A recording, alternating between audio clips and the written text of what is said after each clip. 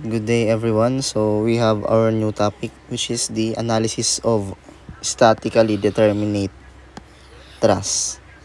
Okay, so last time we've discussed the analysis naman ng statically determinate beams. So ngayon proceed na tayo with the truss. So under the theory of structures pa rin to and statically determinate. So ito po yung mga topic outcomes natin, which include yung analyzation ng determinate truss, common type of truss, meron tayong method of joints, tsaka method of sections. Okay, let's proceed. So, first, na-discuss na natin tong truss during our introduction with the structure. So, this one is a type of structure na commonly used in bridges and also towers. Sa mga buildings, meron din po nito. Specifically sa roof trusses, no? A truss is a structural element that is composed of straight members connected at their ends by flexible connections to form a rigid configuration. So, ito po nakikita natin and po yung mga roof trusses based on our definition is composed of the straight members daw po. So, ma-observe natin, straight naman po talaga yung ating mga trusses na. So, hindi po tayo makakita ng mga curve na trusses dito. Tapos, meron tayong connections at the end of their members, usually formed through bolt or kaya naman welding. So po, kagaya nito, meron po tayong, ito yung mga members natin.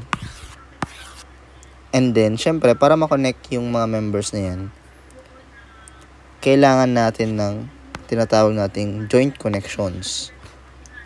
Pwedeng gamitin natin sila ng bolts o kaya naman ng welding or ng i-weld. So kapag bolts, syempre, kunyari ito yung member natin, cross section. Sa part ng bolts natin, meron yan ditong gusset plate, kabilaan. Tapos, meron diyang mga bolts. Yan. Ay. Ganyan. Oh. Ito yung bolts natin. Siyempre, makabutas yan dyan. So, papasok dito. Okay, so, pwede naman, kung hindi bolts, depende sa design, gagamitin natin is weld. Ibig sabihin, ito, yan, i-weld yan. Same dito. Same dito sa may part na sa loob niyan. Yan. Yan yung dalawang method para sa joint connections. So, meron tayong different type ng trusses. Meron tayong Pratt, Howe, Warren with vertical, Sparker. So, ma-observe natin, straight pa rin po yung ating members, no? Hindi pa rin po ito curve. Yung connection lang ang nagmumukha siyang curve. Pero yung members natin is straight. We also have Baltimore. And then, subdivided Warren. Tsaka naman K-truss. So, marami pang different type ng trusses. Pero ito yung pinaka-common na ginagamit natin. No? We have Pratt, Howe, Warren, tsaka Parker. Meron din monoslope na truss. Ganito. Hindi natin ilagay dito. So, usually yung mga truss made of triangular shapes po siya. No? Kagaya nito. Connected to each other to form a bigger structure, which is the truss. So, meron tayong assumptions for the design ng truss. Nakalagay dito, all members are connected only at their ends by frictionless hinge in plain truss and by frictionless ball and socket joints in this space truss naman. It means that all truss must have no moment resisting support. So, wala po tayong moment pagdating sa truss. So, since we are talking about frictionless hinge lang, okay naman ball and socket, yung ating forces dyan is possible na dalawa lang. Wala tayong moment. The force at horizontal tsaka naman vertical. Nakalagay, all loads and reactions are applied only at the joints. So, yung mga loads po natin, for example, we have the rat truss. Hindi daw po tayo pwedeng maglagay ng loads dito sa members. Dapat, dito lang po sa ating mga joints. Ayan. For example, nandito yung reaction or yung support. So, kailangan po yung mga loading sa atin dito na andito lang sa mga joints. Hindi po tayo pwedeng maglagay dito, kaya naman dito. Pwede naglagay dito sa joints, kaya naman patagilid, pwede po yan. Basta sa joints po tayo maglalagay. The centroidal axis of each member coincides with the line connecting the center of the adjacent joints. The effect of this assumption is that all members of the truss can be treated as axial force members, wherein meron tayong tension and compression members only. So, meron tayong stability and determinacy ng truss. Ito na yung na-discuss na natin last time, pero may ilalagdag pa po tayo dito. So, for external stability ng truss, if the support reactions are concurrent, ibig sabihin po ng concurrent is that the force intersect at a single point. So, for example, ganito. Yung roller natin, yung reactions niya is pag ganito. So, ito naman, meron pag ganito. Magko-coincide yung ating, or magi-intersect yung support reactions. So, dito, unstable. Externally unstable na yung ating truss kapag ganito. Same po dito kapag meron po tayong parallel reactions, kagaya nito. Meron tayong tatlong roller. Yung reactions natin, yung line of action ng reactions is parallel. So, this one is unstable din po. So, for internal stability ng truss, this one is na-discuss na natin last time. Pero wala tayong example dito, no? So, we will just compare the R plus M sa 2J, wherein yung R is the reaction, yung M is the number of members, and then the J is the support, the joints. For the degree of indeterminacy, i-subtract lang natin yung R plus M sa 2J. So, kung ilang yung value dito, ayan yung degree of indeterminacy.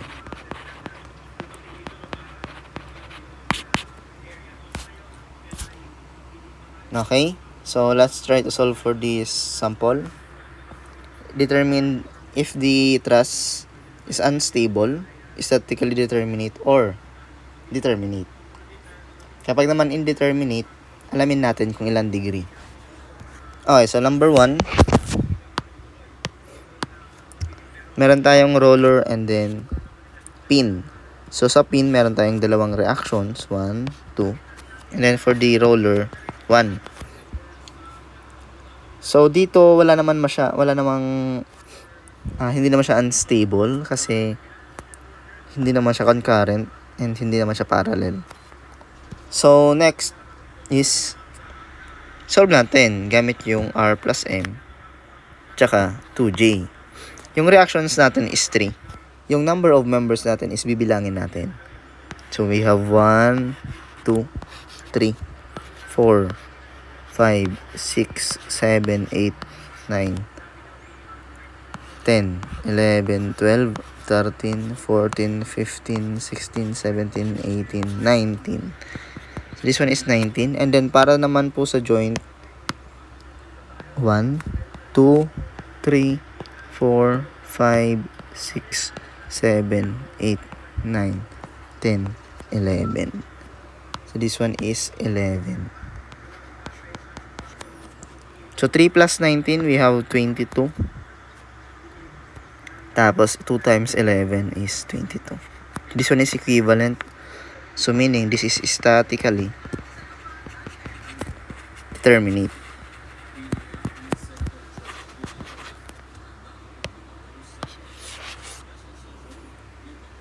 Okay, next. Number 2. Meron tayong dalawang pin. So, meaning meron tayong dalawang reaction. So, 2, 2. Okay, so for this one, we have R plus M, 2J. So, bilangin natin yung reaction natin is 4. Yung member naman natin is 1, 2, 3. Hindi ko na bilugan. I-line ko na lang. 1, 2, 3, 4, 5, 6, 7, 8, 9, 10, 11, 12, 13, 14, 15. Ito po, hindi po siya another bilang, no? Kasi wala po tayo ditong connection. Ilan yon? 11. 1, 2, 11. Yung joints naman natin is 1, 2, 3, 4, 5, 6, 7, 8, 9. 2 times 9. So, 4 plus 11, 15. Less than 18. Okay. 1, 2, 3, 4, 5, 6, 7, 8, 9, 10. 1, 2, 3, 4, 5, 6. Ulit. Nakalito. 1, 2, 3, 4, 5, 6, 7, 8, 9, 10, 11, 12, 13, 14. 14 pala. So, ito, 4 plus 14, we have 18. So, this one is equivalent. So, statically determinate.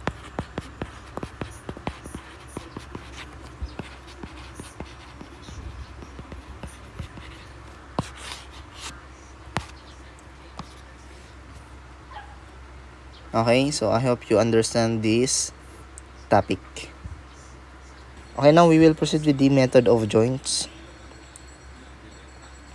So, ano ba ang purpose nitong method of joints? So, this one is used to determine yung ating mga axial loads per member. So, for example, we have a truss. To determine the axial load per member of the truss, dito. So, for example, gusto nyo malaman yung pinaka-critical na members. You can use this method para malaman mo yung mga forces na kinikerry nitong members. Okay, so once malaman na natin yung pinaka-critical, pwede nating magamit yung analysis natin for the design of the truss. So, kung ano yung dimension nito, ano yung haba, ano yung specs, or ano yung properties na kailangan nating ilagay dito sa truss. So, if a truss is in equilibrium, okay, under ano pa rin po tayo, determinate structure, then each of its joints must also be in equilibrium, which is tama naman. Kasi kung yung reaction natin dito is in equilibrium, o yung mga loadings, pati po ito, yung mga members natin, yan, equilibrium yan. Ibig sabihin yan, kaya nating ma-solve yung mga members na yan, yung mga load ng members, using summation forces X and then summation forces Y. Okay, in method of joints, the member force is solved by considering the free body diagram of every joint and using the two equations of equilibrium. So, ibig sabihin daw, i-consider natin, i-solve each joint, itong mga joint na yan. So, bali, iisa-isahin po natin itong mga joints na to para ma-solve natin yung mga members. Okay? So, this method is more suitable if the problem requires the force on all members of the truss or if the required member is connected to the support. So, mas madali natin magamit yung method of joints. Okay, meron tayong suggested step-by-step procedure para po dito sa ating method of joints. Okay, so assuming that the truss is statically determinate, kasi if indeterminate po yan, hindi natin ma-solve gamit itong equation na to or yung process na to. So, una, solve the support reactions using equations of equilibrium. So, meron tayong tatlo. Summation forces Y and then summation moment. After nating ma-solve yung reactions, so let's say meron tayong thrust, yun ito. So, syempre may reaction tong dalawa, no? Yan. Once na ma-solve daw natin itong reactions natin dyan, magpipili po tayo ng joints na merong 2 unknown member force or at most 2. Ibig sabihin, hindi nalagpas ng 3, hindi nalagpas ng 4. So, 2 lang yung pinaka-maximum. Tapos, i-solve natin yung member na yon, yung mga force, gamit yung summation forces x and then y. Since meron lang tayong 2 available equations, which is itong 2, kaya nating ma-solve yung 2 unknowns. Assume that the force members are in tension. Ibig sabihin ng intention, kung ito yung joint, papalabas parati yung ating force. Okay, kapag papasok sa joints, ito naman, compression yan. Kagaya nito, ito tension. Yung ganito, compression yan. Okay? Repeat number 2 until all the required force are solved. So, ganun lang siya kadali. Okay, so let's solve for sample problem. Sample.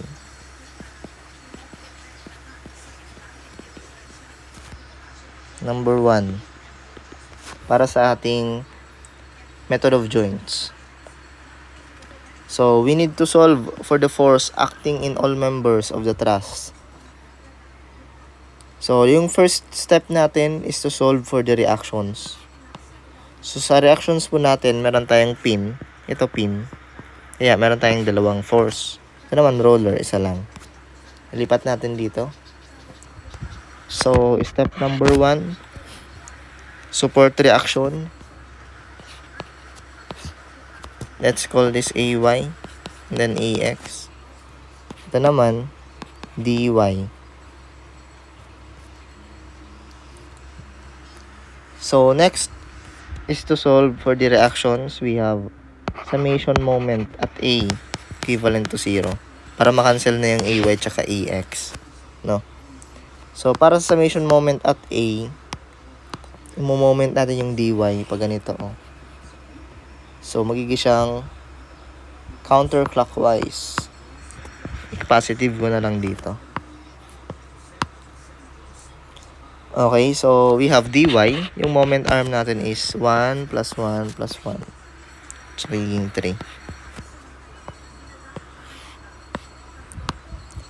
Next, anong force pa? Meron tayong 50 tsaka 80. Unahin natin yung 50. So, sa 50, yung moment natin is pag ganito. So, magiging siyang clockwise. So, magiging siyang negative 50. Times 1 plus 1. 2.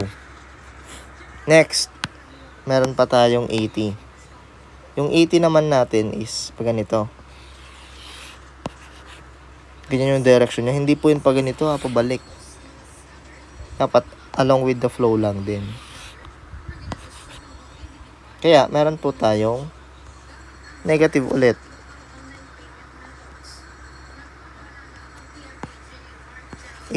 Pero yung moment arm natin, ganito. Parallel po perpendicular dapat siya. Ito yung ating line of action, yung force. Ito naman yung ating moment arm, 0.75.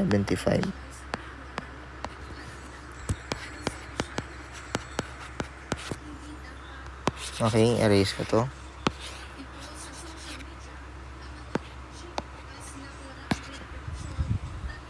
Tapos, wala nang iba. Kaya equivalent to 0 na siya. Kaya meron tayong sagot na 53.33 kilonewton. Okay? Highlight natin ito. So, para naman po dito sa ating AY tsaka AX, yung AY natin, pwede tayo mag-summation forces Y. Lagyan natin as upward positive. Upward positive So, bali meron tayong AY plus DY minus 50. Okay? Equivalent to 0.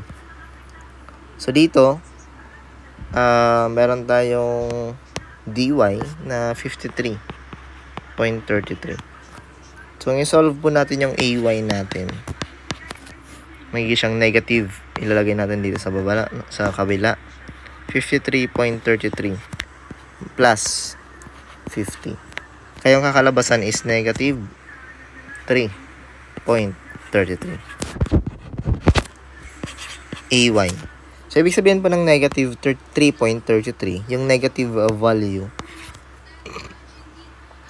nakadepende po yan dito sa inassume nating direction, upward. So, dito kasi nag-assume tayo ng upward yung ating AY. So, kapag nag-negative yung sagot natin, ibig sabihin nito, mali po yung assumption natin na upward. So, ibig sabihin, pababa po ito. Ayusin lang natin yung assumption, magiging siyang downward. So, dito, magiging siyang 3.33 kilonewton, pero downward. Okay? Yan po yung AY.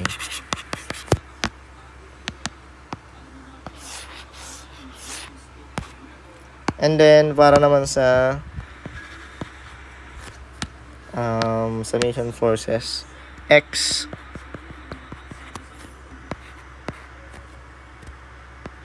yan, to the right, positive.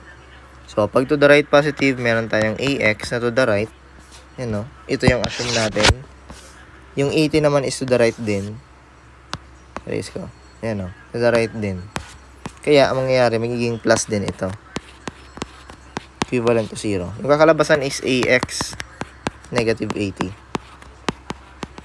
Kaya, ayusin lang natin yung ating direction. Magiging siyang to the left.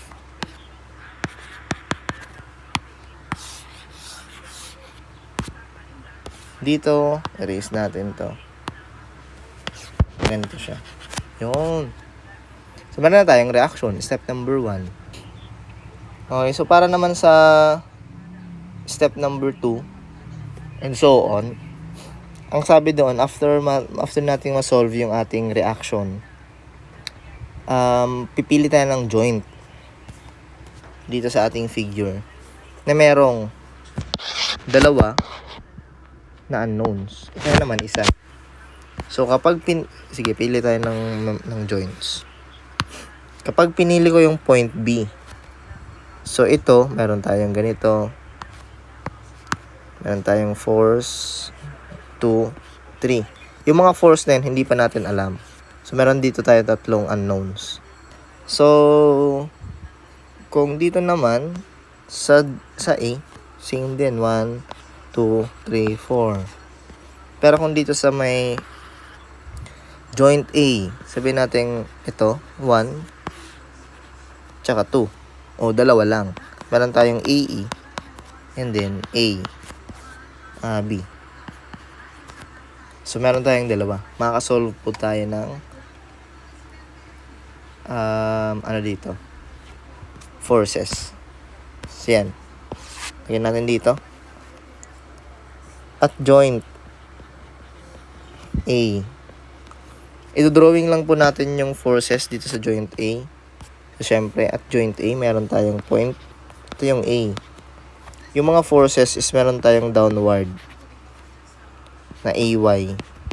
Tapos to the left na AX. Tapos sa part naman ng mga unknowns, meron tayong to the right na AE. Tapos itong inclined na AB. So ito yung tatandaan natin, no? Itong mga naka-red, yan yung unknowns. Yung directions nila, nilagay ko parati papalabas. I-assume natin lahat ng mga unknown force, tension. Okay, assume natin to. Assume as tension. Ibig sabihin, kapag lumabas dito sa sagot natin, yung AE, o kaya naman yung AB, is nag-negative value. Ibig sabihin ng negative value sa assumption natin, wrong yung direction natin. Instead na intention, magiging siyang compression. Sana na i-imagine nyo po, no? So, example natin dito. So, kaya nating masolve ito gamit lang yung summation forces X or summation forces Y. Okay? So, dito, meron tayong erase ko muna to. Meron tayong 1 meter tas 0.75 na height. So, kailangan nating i-solve yung hypotenuse dito. Siyempre, alam niyo naman kung paano yun, no? So, parang may dalawang kasi yan, component. Yung ito is AB. Merong ABX. Meron din naman ABY. So, same yan dito. So, ito po, ang hypotenuse dito is 1.25. Gamitan niya lang po ng Pythagorean theorem. 1 squared plus 0.75 squared square root. So, once na meron tayong 1.25, lagyan natin dito. 0.75.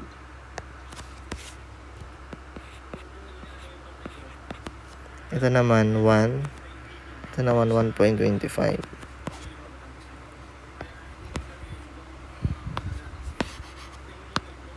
Okay, so unahin natin sa summation forces Y. Pag nag-X kasi tayo, dalawa yung unknown natin, no? Pero kung Y, meron lang tayong AB. Okay, summation forces Y equivalent to 0. Meron tayong upward positive. So, upward natin is AB. Bali, yung component niya is ito. ABX, ABY. Tapos ito naman, ABX. Nilalagay natin dito is AB Y. Pero meron yung components na 0.75 over 1.25. Okay? Wala nang ibang upward. Yung AY na lang. So, pero minus ito. Yung AY natin is equivalent to 3.33. This is equivalent to 0. So, once na meron na tayong ABY, hindi na siya ABY AB na lang siya. Yan. Kasi ito na yung silbing Y. Bali, ganito yan yung components ng AB. Y. AB, 0.75, 1.25. Pag naman ABX, AB, 1.25.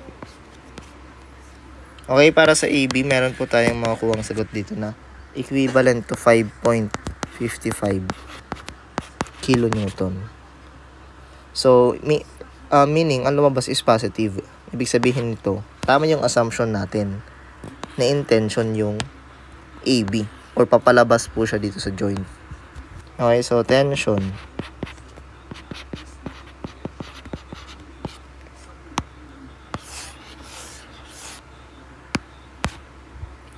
So, yung isa naman, AE. Summation forces X.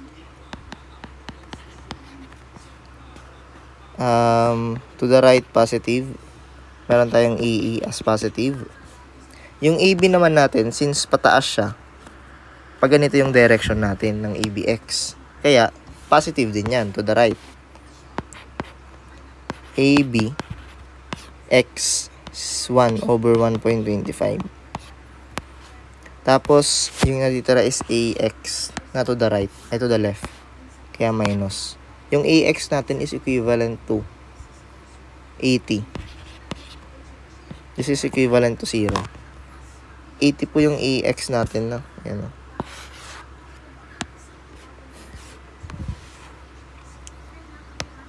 Yung AB naman natin is 5.55. So, solving for this one, meron tayong AE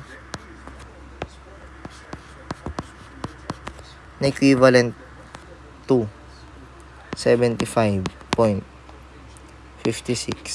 Positive pa rin. So, this one is in tension. Kilonewton.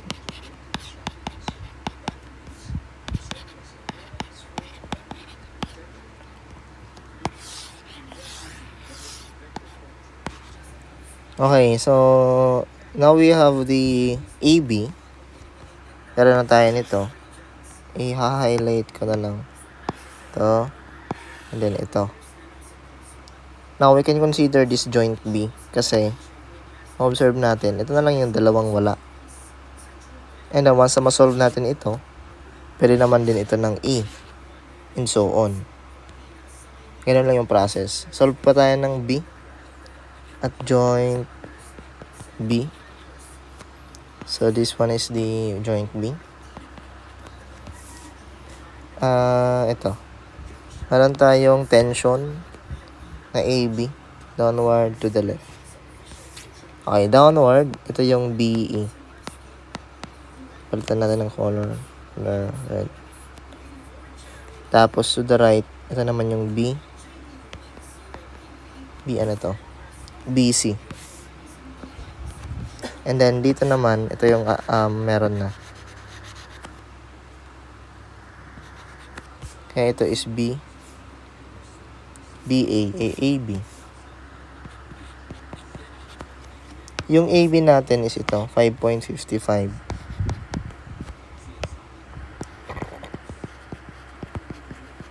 Intention po siya. Okay, baka malito po kayo na hindi porket yung AB natin is papunta pa ganito. Dito, ito yung point B, no? Kunyari, pag ganito siya. Tapos nandito yung point B. Dito kasi, kinukonsider lang is point A. Sa point A, papalabas siya. Intention siya. So, ibig sabihin, kapag kinonsider naman din natin yung joint B, intention naman din daw po. Dapat yung ating AB. Kaya ganito yung drawing natin. Okay? So, same procedure. Summation forces. Ano ba? BC. X equivalent to 0. Same lang po yung ating side slope natin dito. 1, 0.75. Tsaka 1.25. So, sa X, meron tayong 1. AB. Yung direction natin is to the right, positive. So, meron tayong BC minus EB. 1 over 1.25. Equivalent to 0.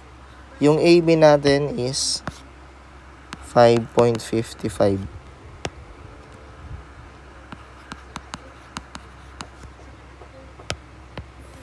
So, kaya, yung BC po natin is equivalent to 4.44 kilonewton. So, since positive, this one is in tension.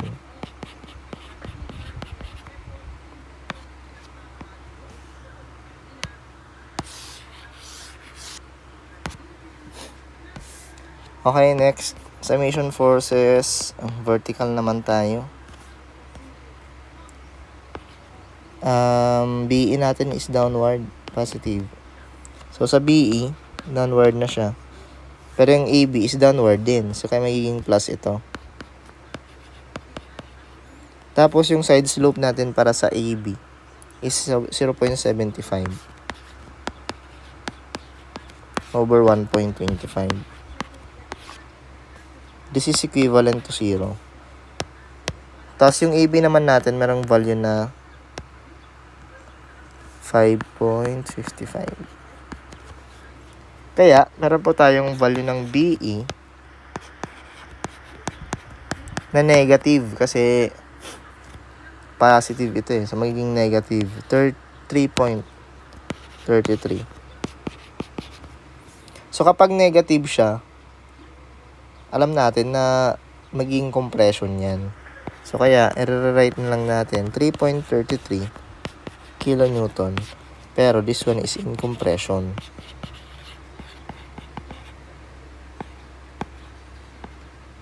Yan. So, ito po yung magiging sagot natin para sa BE.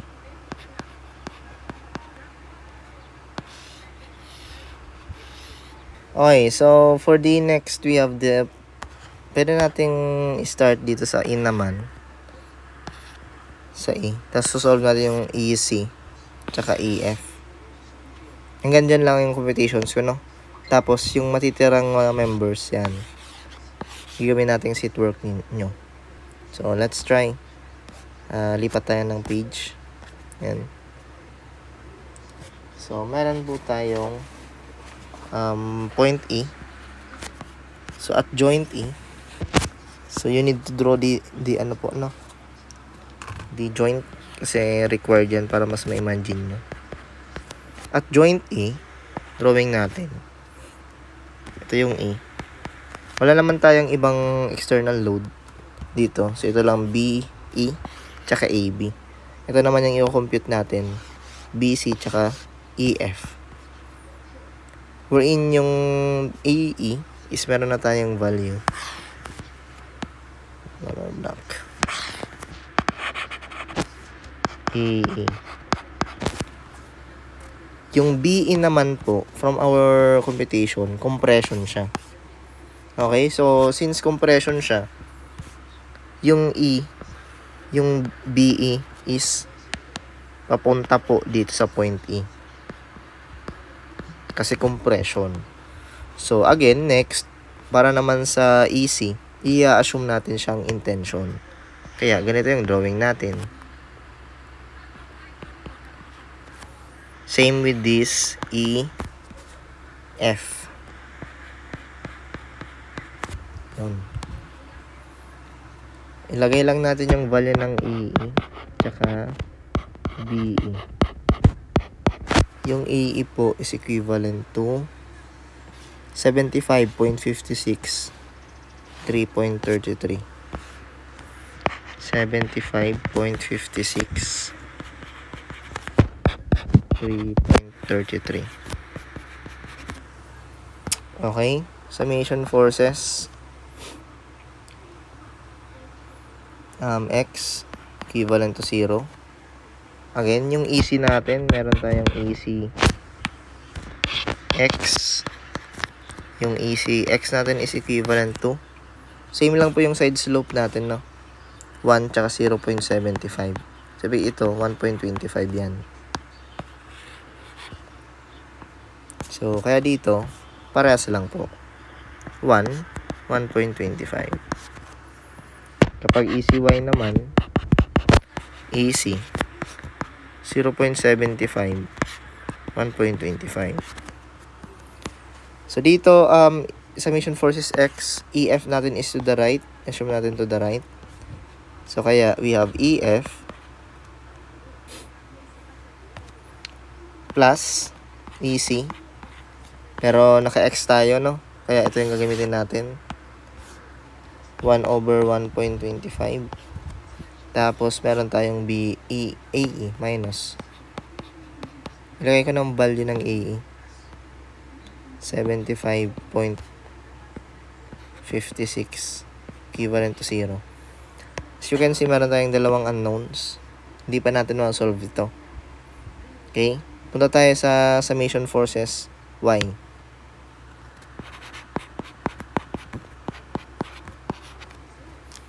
Summation forces Y, upward natin is positive. Meron tayong ECY, no? So, sa EC, positive yan kasi upward. So, yung ECY natin is 0.75. Minus natin kasi meron tayong downward na BE. Pero yung BE natin is 33.33. Kaya, yung EC natin is equivalent to 5.55. And then, since meron na tayong EC, kalimutan natin, no? So, this one is intention kasi positive. Di ba mas madali? Kapag pare-parehas lang in-assume natin intention. Kasi kapag nag-negative, edi compression. Pag positive naman, automatic tension din siya. So, since meron na tayong easy, ilagay natin yan dito. 5.55. So, kaya yung magiging EF natin is equivalent to. So, meron po tayong 71.12 kilonewton. Since positive, tension po ito. Alright? So, meron na tayong EF, EC. So, ang kulang na lang po sa atin is ito. CF, CD, and then FD. So, yan po yung ating seat work.